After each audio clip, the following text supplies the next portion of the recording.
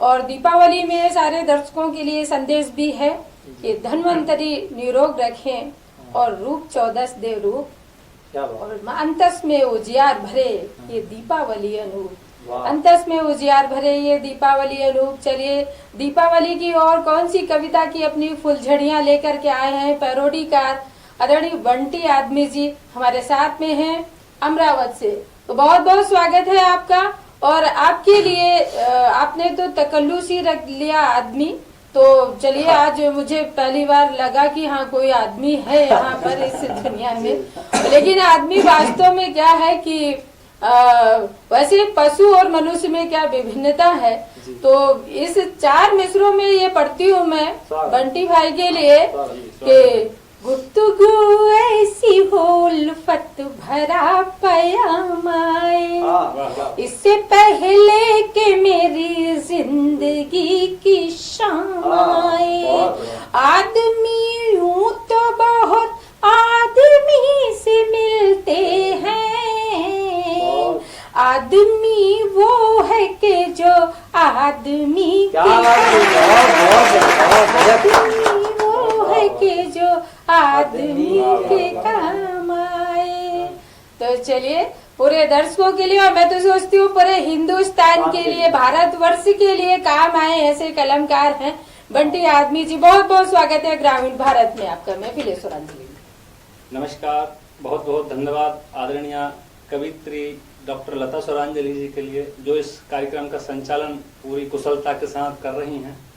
और सर्वप्रथम मैं माँ सरस्वती को प्रणाम करता हूँ, माँ भारती को प्रणाम करता हूँ और ग्रामीण भारत न्यूज चैनल के सभी सुधी श्रोताओं एवं इस कार्यक्रम की संचालक आदरणीय डॉक्टर कवित्री लता स्वरांजलि जी और मेरे साथ बैठे भाई राहुल ठाकुर जी को दीपावली की बहुत बहुत शुभकामनाएं। आपको भी हार्दिक शुभकामनाएं।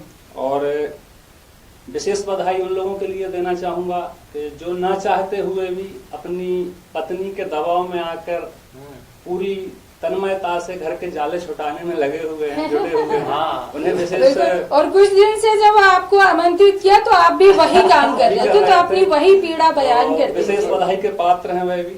जैसा कि आदरणीय जी ने बताया कि ये बंटी है, विशेष तौर से इसने आदमी का टैग लगा रखा है। तो वैसे जब आदमी है तो कहने की आवश्यकता नहीं है, क्योंकि प्रत्यक्ष को प्रमाण की आवश्यकता नहीं होती। किंतु समय ऐसा है जैसे कि आदरणीय जी ने प्रारंभ में ही बताया कि राम मंदिर के निर्माण के लिए कितने दस्तावेज देने पड़े, कितने सबूत देने पड़े। अब एक छोटा सा व्यंग्य पढ़ता हूँ आपके समक्ष, ध्यान दीजिएगा। कि किस्सा कुछ यूं है कि जब मैं पैदा हुआ था, जब मेरा जन्म हुआ तो मेरे परिवार वालों ने मेरा नाम रख दिया बंटी। वो ये सोचकर रखा था उन्होंने कि शायद ये लड़कियों के नाम होते हैं। तो ये लड़कियों के साथ खेलेगा, बड़ा होएगा तो शायद संस्कारी बनेगा। किंतु हुआ उल्टा मेरे साथ। जब मैं बड़ा हुआ और जवान हुआ तो बराबरी वाले लड़के मुझे छेड़ने लग गए। क्या तो इसमें फिर मेरे परिवार वालों ने इसका समाधान निकाला। तो बोला यार इसको क्यों ना एक टैग दे दिया जाए, एक प्रमाण दे दिया जाए। तो उन्होंने मेरे नाम के पीछे लगा दिया बंटी आदमी। हालांकि प्रत्यक्ष को प्रमाण की आवश्यकता नहीं है, किंतु आज का जो समय है ना, इस समय मैं आपको एक बात बता दूं कि जिस भारत देश की भूमि पर माता सीता को अपनी पवित्रता के प्रमाण देने पड़े और जिस भारत देश की भूमि पर मर्यादा पुरुषोत्तम श्री रामचंद्र जी को अपने मंदिर के लिए प्रमाण देने पड़े और जिस भारत देश की भूमि पर भारतीय वायुसेना को बालाकोट सर्जिकल स्ट्राइक के प्रमाण देने पड़े, तो उस भारत देश की भूमि पर ये छोटा सा बंटी आदमी क्या चीज है? प्रमाण तो मुझे देना पड़ेगा। चलिए मैं आपको सीधे सीधे कविता से जोड़ता हूँ कि दीपावली का उत्सव है और ग्रामीण क्षेत्रों में आपने देखा हो कि अपने घर में जो भी पशु होते हैं, गाय हो, बैल हो, बछड़ा हो, भैंस हो, और जो भी पशु होते हैं उन सबको रंगों से रंग दिया जाता है। बढ़िया फुलवारी से उनको रंग दिया जाता है और उनको पूजन करते हैं उनका और बहुत ही प्रेम के साथ ये उत्सव मनाते हैं। दूसरे दिन गोवर्धन पूजा भी होती है, उस दिन ये सारा किया जाता है, पूजन किया जाता है। तो हमारे क्षेत्र में एक किसान, एक कृषक के देखिए अपनी भैंस को रंगों से, फुलवारी से रंग के और किस तरह से वो दीपावली मना रहा है। और सोने पर सुहागा देखिए कि उसने उसको कलरफुल करने के बाद उसके ऊपर विराजमान भी हो गए। अच्छा। बैठ के और फिर क्या गीत गा रहे हैं सुनिएगा, आपको हंसाने का प्रयास करता हूँ। आप सभी से आशीर्वाद चाहूंगा। स्वागत।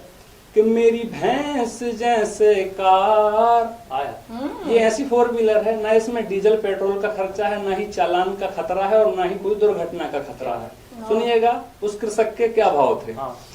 कि मेरी भैंस जैसे कार, नदिया भी कर लो पार, ना रोके थानेदार, तुम तो कितनी सुंदर हो, तुम कितनी सुंदर हो।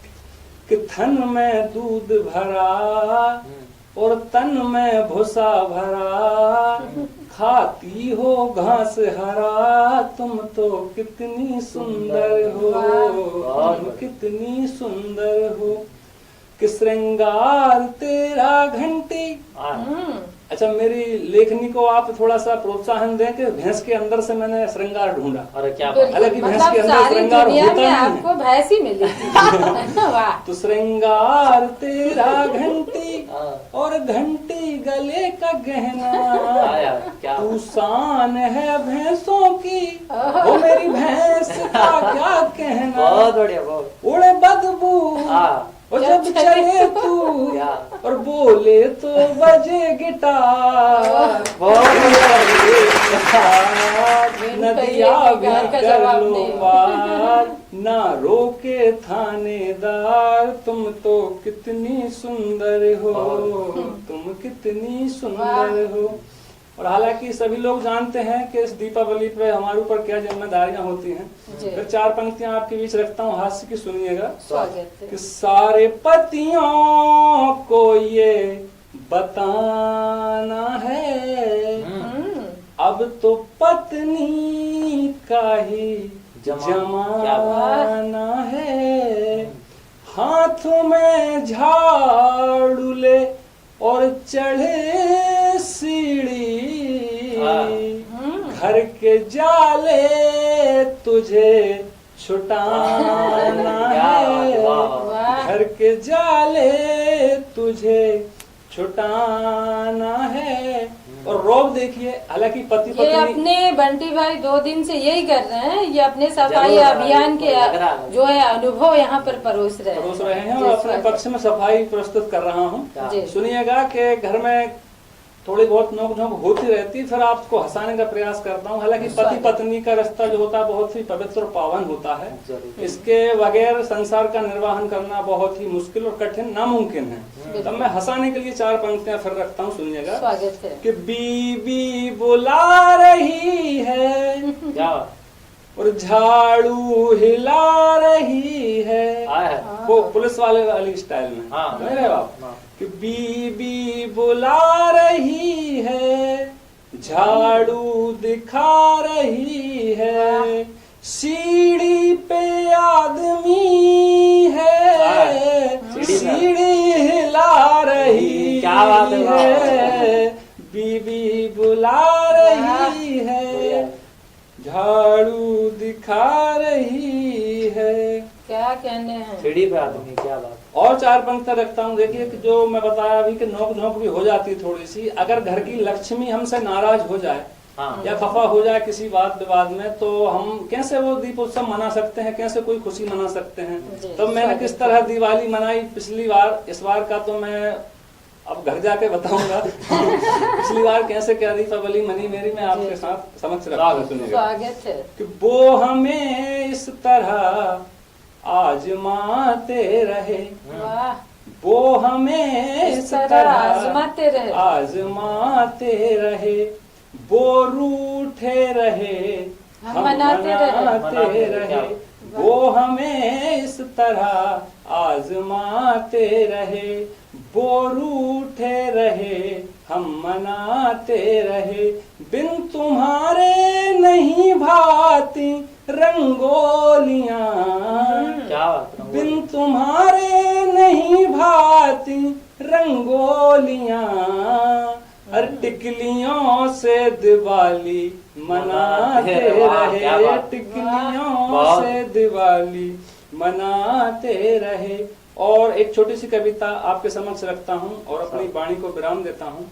जैसा कि आप सब लोग जानते हैं, इस बात से अवगत हैं कि हमारे प्रभु श्री रामचंद्र जी जब 14 वर्ष के वनवास के बाद अयोध्यापुरी लौटे थे, तब समूचे भारत में दीपोत्सव मनाया गया था, तभी से ये दिवाली की परंपरा हम लोग आज भी मना रहे हैं और बड़ी धूमधाम से और उत्सव के साथ इसे मनाते हैं। तब मैं आपके समक्ष एक छोटी सी आप उसे चेतावनी समझ लीजिए कि बाहर का अंधकार तो हम मिटा देते हैं दीप जला के या लाइट जला के, पर जो अंदर का अंधकार है उसे भी नष्ट कर दिया जाए। सुनिएगा, मैं कुछ पंक्तियां रखता हूँ आपके बीच में। स्वागत। कि मन राम नाम मन का, मन राम नाम मन का घुमा ले तू। मन का होता है जो जाप करने की माला होती है, उसके मोती को, उसके दाने को मन का कहते हैं। तब सुनिएगा कि मन राम नाम मन का घुमा ले तू। कुटिया में है अंधेरा दीपक जला ले तू। मन राम नाम मन का घुमा ले तू। कुटिया में है अंधेरा दीपक जला ले तू। मन राम नाम मन का। आज डूब रही है नाव मझधार में, आज डूब रही है नाव मझधार में। आता नहीं है कुछ भी नजर अंधकार में, आता नहीं है कुछ भी नजर अंधकार में। आ जाएंगे सहज ही, आ जाएंगे सहज ही, उनको मना ले तू। आ जाएंगे सहज ही, उनको मना ले तू। कुटिया में है अंधेरा दीपक जला ले तू। मन राम नाम मन का घुमा ले तू। कुटिया में है अंधेरा दीपक जला ले तू। अगला बंद देखिए कि 14 बरस के बाद में घर राम आए हैं। 14 बरस के बाद में घर राम आए हैं। पग पग में सिया राम तेरे काम आए हैं। पग पग में सिया राम तेरे काम आए हैं। खुशियाँ तुझे मिलेंगी, उदास क्यों होते हो? खुशियाँ तुझे मिलेंगी, खुशियाँ मना ले तू। खुशियाँ तुझे मिलेंगी, खुशियाँ मना ले तू। कुटिया में है अंधेरा दीपक जला ले तू। मन राम नाम मन का घुमा ले तू। कुटिया में है अंधेरा दीपक जला ले तू। क्या बात है। जय श्री राम। तो दोस्तों, ये थे बंटी आदमी जी, जिन्होंने हास्य की फुलझड़ियां भी छोड़ी और एक संदेश दिया बहुत सुंदर अपनी कविता में राम नाम का। और राम नाम का तो महात्म्य ही इतना बड़ा है, आप सब जानते हैं। उल्टा नाम जपत जग जाना, बाल्मीकि सब भय ब्रह्म समाना। तो उल्टे नाम का भी इतना उनका महत्व है। तो वाकई में बहुत सुंदर काव्य पाठ किया आदरणीय बंटी आदमी जी ने, बहुत बहुत बधाई के पात्र हैं। चलिए आगे के क्रम को अपने भी जो उत्तरदायित्व हो वो निभा लेती हूँ राहुल है। और जहाँ राहुल ने राम की बात की और दीपावली का वास्तव में ये पर्व सार्थक हो गया आप दोनों के काव्य पाठ से। चलिए अंतिम क्रम में ये आज के जो हालात हैं, जिस हम संकट का दौर से गुजरे हैं, महामारी के दौर से गुजरे हैं, उसके बाद में देश की जो आर्थिक व्यवस्था है वो भी बड़ी डामाडोल सी है। अनेक फिर भी बीच बीच में हमले हो रहे हैं देश पर। तब ये लगता है कि हम दिवाली जो प्रकाश का उत्सव है, जो हर्ष का उत्सव है, खुशियों का पर्व है, उसे हम कैसे मनाएं, कैसे भाव प्रकट करके मनाएं, समझ में नहीं आता। तब कई ने गीत लिखा, बहुत पहले एक गीत लिखा था, वो आज रखती हूँ आप सबके साथ।